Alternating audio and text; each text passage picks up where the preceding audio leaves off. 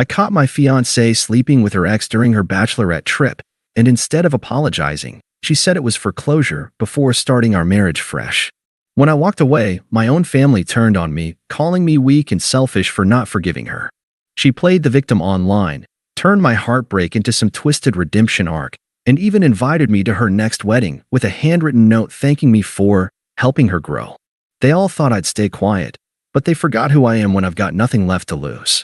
Hey, before we move on to the video, please subscribe to the channel and hit the like button.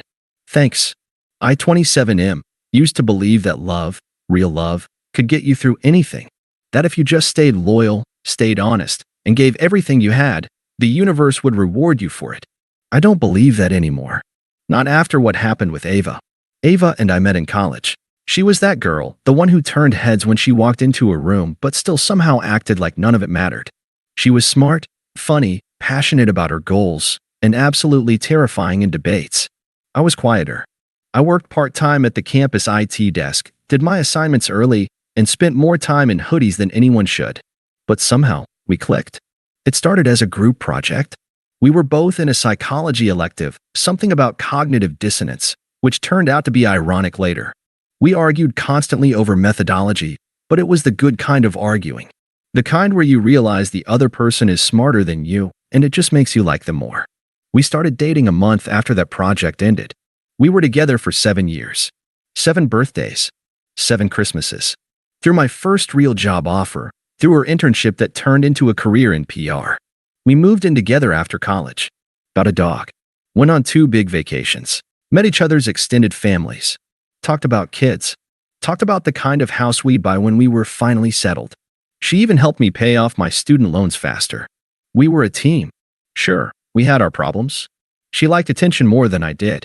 She posted us on social media a lot, and she had a history with some of her exes that made me a little uncomfortable, but she was always transparent. Always said, I chose you. They're just friends. I never had any proof otherwise, so I trusted her. Maybe too much. About a year ago, I proposed. It wasn't anything flashy. I didn't fly her to Paris or hire a photographer. We were on a hike, just the 2 of us, at one of our favorite spots. I pulled out the ring and asked her to keep doing life with me forever. She cried, said yes, and hugged me so hard I almost dropped the ring into the valley below. We set the date for a year out. We wanted a fall wedding, crisp air, changing leaves, hot cider, the works. Her parents offered to cover most of it. Mine chipped in what they could, and we both started saving. Everything felt, right? Like we were finally stepping into the life we'd spent nearly a decade building. Looking back, I should have noticed the cracks. Little comments she made about feeling like she missed out or wondering what could have been if life had gone differently. But I chalked it up to nostalgia. Everyone has what-ifs, right? She told me she wanted her bachelorette trip to be a little wild, but swore it would be safe, just her closest girlfriends in a beach town for a weekend. Nothing crazy, she said. You know I'd never do anything to hurt us. I believed her. Like I always did. I had no idea that that trip would blow my entire life apart. It was about 3 weeks after Ava's bachelorette trip when everything fell apart. At first, everything seemed fine. She came back with sunburned shoulders, a suitcase full of half-unpacked dresses, and a camera roll packed with laughing group selfies. She was tired but upbeat. Said the weekend was exactly what I needed before settling down. I asked her if anything weird happened, and she laughed, gave me that same little smirk I'd fallen for years ago, and said, "You think I'd risk everything for a few tequila shots?" I believed her. Of course I did. But it wasn't Ava who told me what really happened. It was Lisa, one of her friends who was there. Lisa and I had never been especially close, but we got along. She came by one night to drop off a piece of decoration for the wedding and stayed for a glass of wine. I was doing dishes when she hesitated behind me and said, almost casually, "I can't believe you're still going through with this." I turned around, confused. "What do you mean?" She blinked like she'd just realized what she said. "Wait, Ava didn't tell you?" "Tell me what?" She panicked, tried to backpedal, said it wasn't her place. But I kept pressing until she finally cracked. Apparently, on the second night of the bachelorette trip, Ava had met up with her ex, Ben. Yeah, that Ben. The one she always insisted was just a college thing. The one she swore she hadn't spoken to in years. Turns out he lived in that same beach town. They got drinks. They caught up. They went back to his place. She said it was closure, Lisa muttered, eyes fixed on her wine glass. Said she needed to sleep with him one last time to be sure she was ready for you. I remember just staring at her. I thought she was messing with me. I actually laughed, like an idiot, waiting for her to say she was joking. But she didn't. That night, Ava came home, and I asked her point blank. I'll never forget the look on her face. Not shock.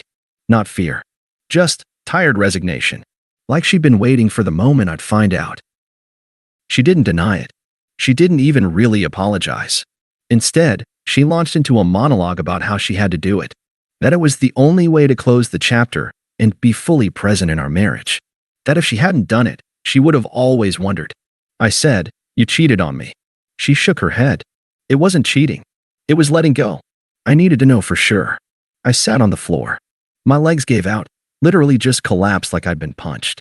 She kept talking. Said it meant nothing. That she picked me. That it was better I found out now than 5 years down the line when she was secretly fantasizing about him. She kept calling it closure. Like screwing your ex was some kind of therapy session. I told her I needed space. She got cold fast, said if I ran away now, I'd be proving I wasn't mature enough for marriage anyway. I left. Slept in my car that night. Just drove around for hours with the windows down, letting the cold bite at my face while my phone lit up with messages I couldn't bear to read. The next morning, I turned it on and saw one from her. I don't regret telling you. I do regret trusting you to understand. That was the first time I realized just how alone I was about to be. The worst part wasn't Ava cheating. It wasn't the fact that she looked me in the eye and tried to explain it away like it was some kind of mental cleanse. It was what happened after. I gave myself 2 days before reaching out to anyone. I was still crashing on a friend's couch, barely eating, phone on silent. I hadn't officially called off the wedding. I needed to think. But Ava got ahead of me. By the time I texted my mom to explain what happened, she already knew. Ava had beaten me to it. Only she didn't exactly tell the truth. She told us you got cold feet, my mom said. No, I said. She cheated. With her ex. She told me to my face. There was a pause. Then, the sound of my mom sighing like she was disappointed in me. Sweetheart, she made a mistake. That's when the gaslighting began. She was honest about it. My mom continued. That says something. At least she came clean. It was after the fact, I said. She lied until she got caught. But she chose you in the end, didn't she? People aren't perfect. Are you really going to throw away years over one night? Yes. That was my answer. I didn't say it out loud, though, because for some reason, hearing my own mother act like I was overreacting made me feel like I might be the one losing my grip. Then came the wave. Ava's mom called me that night. I picked up, stupidly thinking maybe she would be on my side. Nope. I got a 10-minute speech about how men used to fight for their women and how love means forgiveness. She even slipped in a guilt trip about how I had no idea what Ava was going through emotionally before the bachelorette trip. Like that somehow justified anything. Then came Ava's sister. If you break her heart over this, I hope you know you'll never find someone who loved you that much again. Then my own brother called. Are you really this weak? He said. You're gonna let one bad choice define your whole future? At that point, I started wondering if I was the crazy one. Maybe I was being irrational. Maybe modern relationships were more flexible than I thought. Maybe monogamy wasn't black and white. Maybe she did love me. But then I remembered something she said, right after admitting she slept with her ex. I knew you'd freak out. That's why I didn't tell you. That wasn't love. That was manipulation. And yet, the narrative kept spreading and warping. 2 days later, Ava posted a photo of herself in her wedding dress at a fitting, one we were supposed to go to together. The caption read, "Trying to stay strong when the person you love most suddenly gives up on you. I still choose love." The comments were full of hearts and praying hands. People calling her brave. Friends saying, "You deserve someone who fights for you." One guy even DM'd me saying I was a coward who didn't know how to handle a real woman. I felt like I'd been erased. Like my side of the story didn't matter. And what really made me sick? Some of our mutual friends were reposting her story. I got texts from people I hadn't talked to in months, telling me I was being too dramatic or not seeing the bigger picture. One even said, "Closure sex isn't a real betrayal. You're insecure." So I did what I had to do. I called off the wedding. Formally. Publicly. Sent a message to both families. Told our vendors. Posted my own damn story. It wasn't angry. It wasn't messy. It was just this. I've decided not to move forward with the wedding. This isn't something I take lightly, but I won't marry someone who sees betrayal as a rite of passage. I wish her peace. But I'm done. Then I turned off my phone for a week. I wish I could tell you that people respected my decision after that. They didn't. My mom called crying. My dad said I was embarrassing the family. My aunt sent me scripture about forgiveness. Ava emailed me a long letter comparing herself to a phoenix, rising from the ashes of my mistake, and practically begged me to come to one last therapy session to process everything before we give up. Give up? I had already been discarded. She just wanted to control how I processed it. So I packed 2 suitcases, booked a one-way flight, and left the state.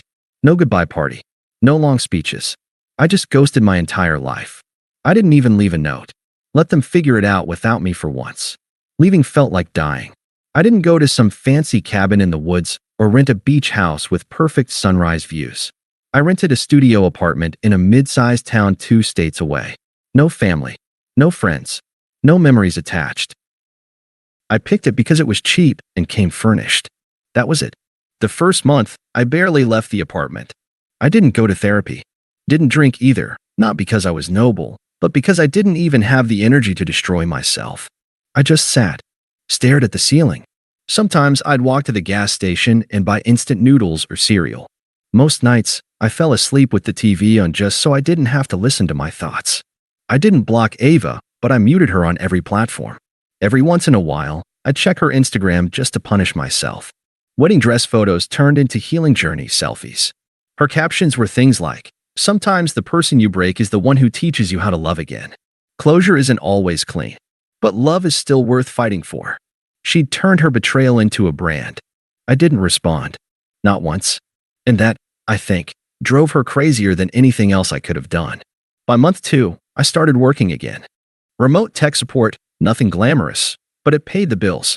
I got a gym membership mostly to shower when my water pressure sucked. But slowly, the fog started to lift. I started meal prepping. I bought real groceries. I found a local coffee shop that knew my name by the 3rd visit. I started journaling. I even talked to a therapist through a sliding scale app. Not every week, but enough. By month 4, I stopped looking at Ava's page entirely. I realized something. I wasn't healing despite being alone. I was healing because of it. No noise. No guilt-tripping calls from family. No fake concern from people who chose sides before they knew the truth. Just me, finally learning how to breathe in silence. I kept expecting the anger to fade. It didn't.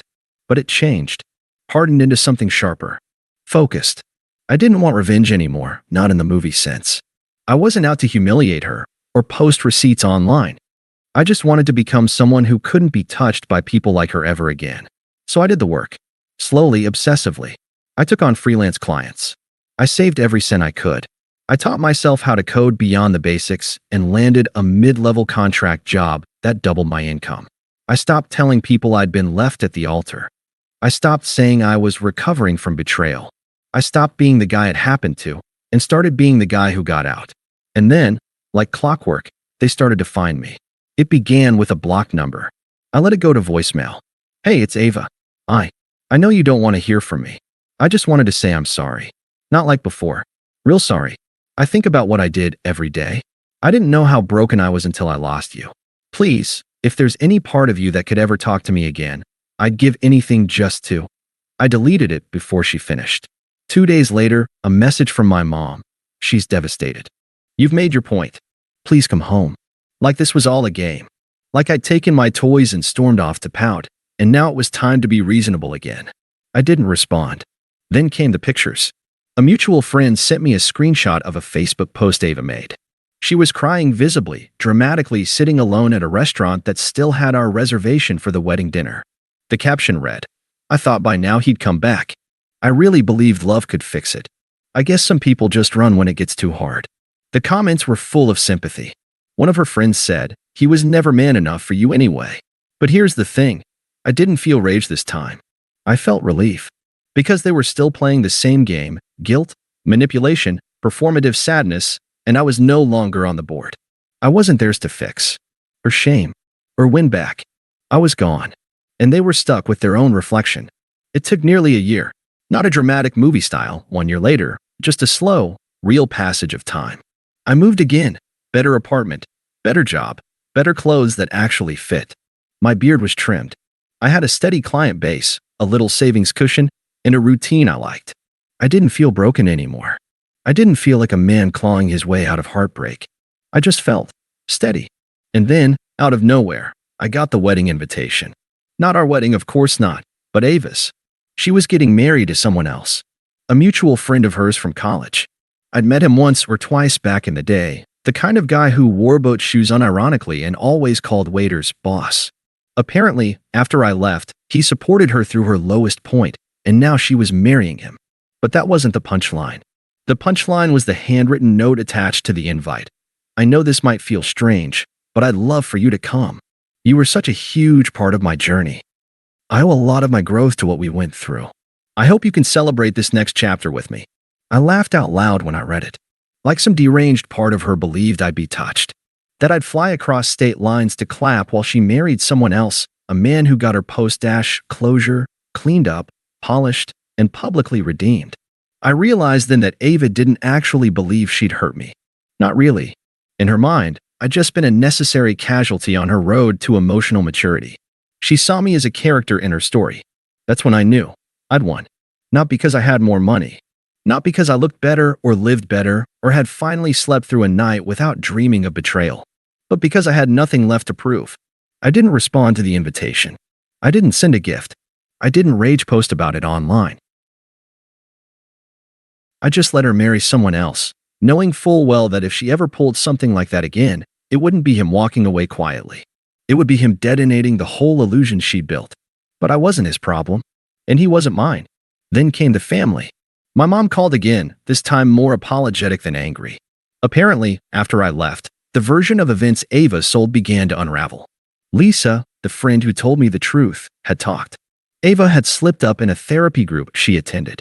And slowly, people started piecing things together. My mom said she regretted not listening to me. That she should have had my back from the beginning. I told her I appreciated the apology, but I wasn't coming home. She asked if I'd ever visit. Maybe for Thanksgiving. Maybe just for a weekend. I don't know, I said. I'm still figuring that out. Truth was, I didn't want to punish them anymore. I just didn't want them near the peace I'd built. It had taken too long to get quiet again. I couldn't let them fill it with noise. Not now. The final moment of closure came 6 months later. I was sitting in a downtown coffee shop, typing up some client notes, when I saw a message request pop up on Instagram. From a burner account with no posts. Just a name, Ava. She wrote, I still think about you. Sometimes I wonder if we could have survived it if I hadn't been so selfish. He's good to me, but it's not the same. It never has been. I just hope you're happy. I really do. No begging. No dramatic twists. Just a last little tug. A thread she hoped I might still hold. I stared at it for maybe a minute. Then I hit delete. No response. No drama. Just silence. And that silence said everything.